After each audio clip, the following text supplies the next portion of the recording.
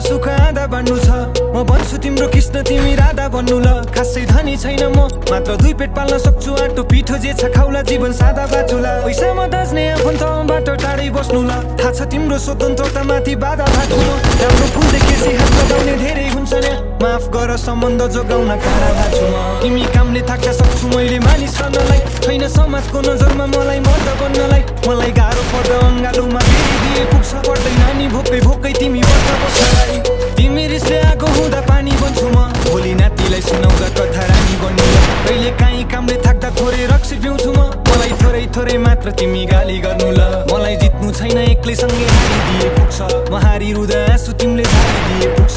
तिमीबाट फाइदा मलाई केही चाहिँदैन मात्र मेरी आमालाई आफ्नै मानिदिए पुग्छ आउनु है तिमी फर्केर बसिरहन्छु म पर्खेर तिमीलाई नै